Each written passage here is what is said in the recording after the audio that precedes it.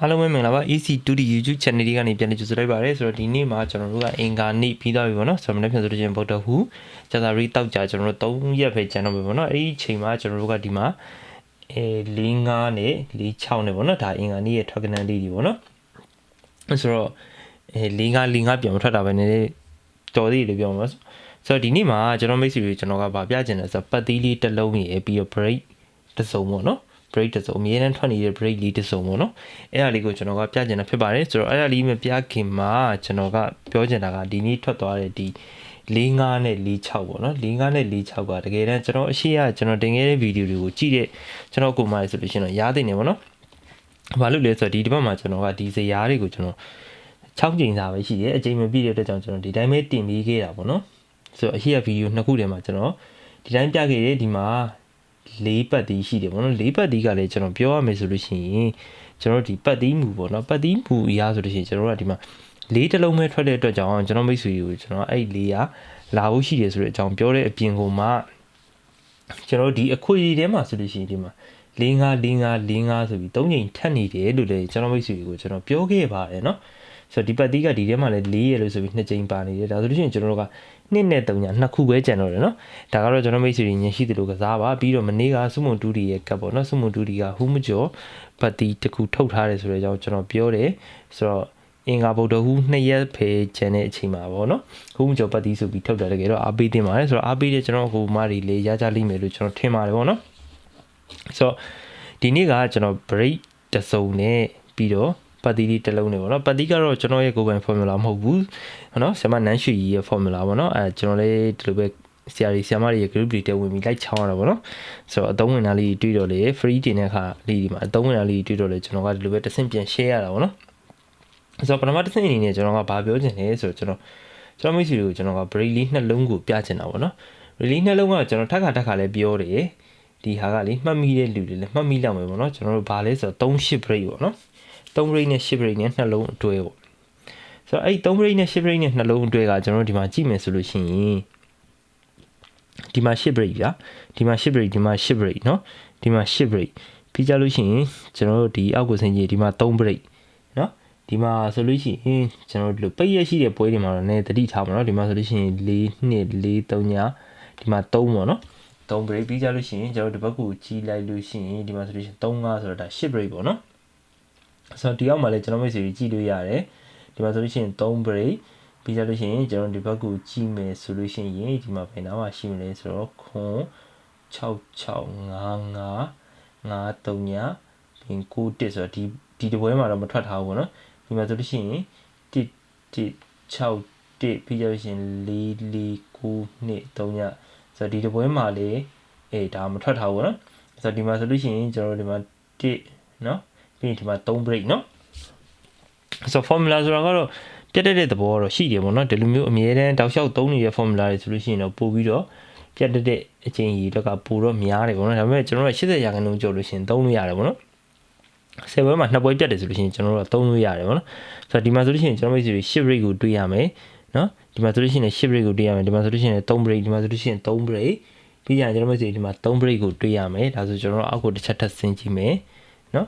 ်ဒီမှာဆိုလို့ရှိရင်ကျွန်တော်တို့3 break ကိုတွေးရမယ်ဒီမှာဆို10 break တွေးရမယ်ဒီမှာဆို10 break ပြီးရင်ဒီမှာ3 break ပြီးရလို့ရှိရင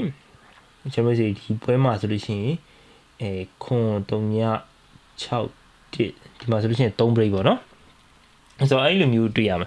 ဆိုတော့ဒီအခုဒါဆိုလို့ရှိရင်ကျွန်တော်2026ပေါ့နော်2026ထဲမှာဆိုလို့ရှိရင်ကျွန်တော်1လ2လ3လ4လ5လပေါ့နော်5လအတွင်းမှာအခုဒီမှာဆို2ချိန်လောက်ပဲပြတ်သေးတယ်ပေါ့နော်ဒါဆိုလို့ရှိရင်ကျွန်တော်မိတ်ဆွေတွေအနေနဲ့ဒီဘက်မှာလေเนาะအခုဒါကျွန်တော်တို့အပေါ်မှာဆိုလို့ရှိရင်လေဒီမှာ shift rate ထွက်ထားတယ်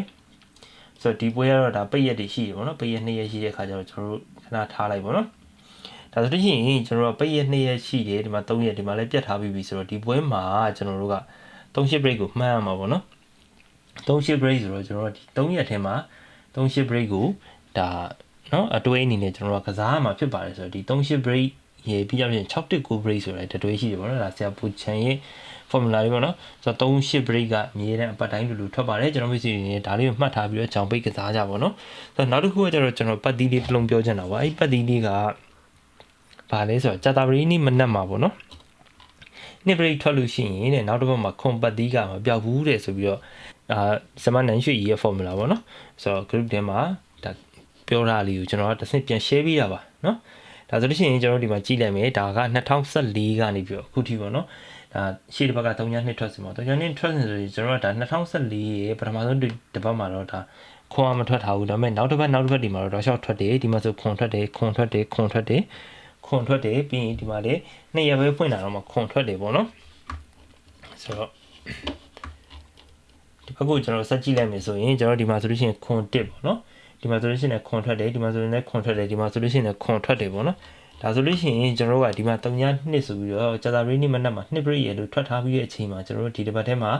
တနင်္လာနေ့က2ရက်ပေါ့နော်ကျွန်တော်တို့အဲ့2ရက်ပြီးသွားတဲ့အချိန်မှာကျွန်တော်တို့ကခွန်မထွက်သေးဘူးပေါ့နော်ဒါဆိုလို့ရှိရင်ကျွန်တော်တို့ကကျန်တဲ့3ရက်ထဲမှာဒီခွန်ပတ်သီးကိုကျွန်တော်တို့ကတတိထားပြီးကြည့်ရမှာဖြစ်တယ်ပေါ့နော်အခုလေးကကိုကခွန်ကြိုက်ရဆိုလို့ရှိရင်ပတ်ချင်တဲ့ပတ်ပေါ့နော်ဒါတော့ကျွန်တော်တို့ကဒီ formula အရာပေါ့နော် formula ဆိုတဲ့ဒါရှာတွေ့တဲ့ဖြစ်နိုင်ခြေတွေကိုကျွန်တော်တို့ကပြောပြတာပေါ့နော်ဆိုတော့ထိုးတာမထိုးတာလိုက်တာမလိုက်တာကတော့ဒါကျွန်တော်မိတ်ဆွေကြီးအပိုင်းမှာပေါ့ဗျာနော်ဆိုတော့ဒါဆိုလို့ရှိရင်ကျွန်တော်တို့ကအခုဒီမှာဆိုလို့ရှိရင်နော်ကျွန်တော်ရဲ့ဒီ formula ဇယားကြီးထဲမှာဆိုလို့ရှိရင်ဒီမှာအခုရ3ခွေကျန်သေးတယ်ပေါ့နော်ဒီမှာ1489ရဲ့1258ရဲ့16ခွန်ရှိရပေါ့နော်ပြီးတော့မနေ့ကကျွန်တော်ပေးခဲ့တဲ့34ခွန်9ဆိုတဲ့အခွေတစ်ခုလည်းရှိသေးတယ်ပေါ့နော်အဲ့ဒီအခွေကလည်းကျွန်တော်တို့3ရက်စာကစားမှာဆိုတော့ကျွန်တော်ဒီနေ့1ရက်ပြီးသွားပြီမနေ့ကတစ်ပတ်က2ရက်ပေါ့နော်အဲ့လိုကစားမဲ့အခွေလေးလည်းရှိတယ်ဆိုတော့ကျွန်တော်ပတ်တီးအဖြစ်ဆိုလို့ရှိရင်ကျွန်တော်တို့ဒီမှာ2နဲ့3ညနဲ့ဒါပဲရှိတော့တယ်ပေါ့နော်ဟိုဘက်က4ပတ်တီးကထွက်သွားခဲ့ပြီပေါ့နော်ဒါဆိုလို့ရှိရင်ကျွန်တော်မိတ်ဆွေဒီနေ့ဒီဇရာလေးကိုလည်းအဆင်ပြေလို့ချင်းချင်းကြီး3ကြပါတော့ဒီ break အတွဲတွေကလည်းတတိထားဖို့လိုတယ်ပေါ့နော် break အတွဲတွေမှာဆိုဒီမှာ36အတွဲရှိတယ်2ခွန်အတွဲရှိတယ်2 4အတွဲရှိရပေါ့နော်ဒီလိုအတွဲတွေဖြစ်နေလို့ရှိရင်တူနေတဲ့ break ကဘုံအနေနဲ့လည်းထွက်တဲ့သဘောလေးရှိတယ်ပေါ့နော်ဒါကိုလည်းတတိထားဖို့လိုပါတယ်ဆိုတော့ဒီ break တစ်လုံးထဲဟာတွေကတော့တိတ်အားမကိုးရဘူးပေါ့နော်ဒါတွေကတော့မီညမ်းပြည့်အောင်လောက်ပဲပေါ့နော်ဆိုတော့ဒီဇရာကဒီတစ်ပတ်မှာတော့ကျွန်တော်တို့က6ခုပဲရတော့နောက်တစ်ပတ်ကစပြီးတော့ကျွန်တော်တို့ကအပြည့်ရမယ်ဆိုတော့နောက်တစ်ပတ်မှာတော့ဒီအပြည့်ဇရာတွေကျွန်တော်ထုတ်ပါမယ်ပေါ့နော်ဆိုတော့ဆရာမလေးစုမွန်တူတီရဲ့ကတ်တွေကလည်းတောက်လျှောက်တော့မှန်နေတဲ့အတိုင်းပဲဆိုတော့ကျွန်တော်ကတော့ဒီဇရာရဲ့ပြီးတော့ကျွန်တော်တို့ဒီ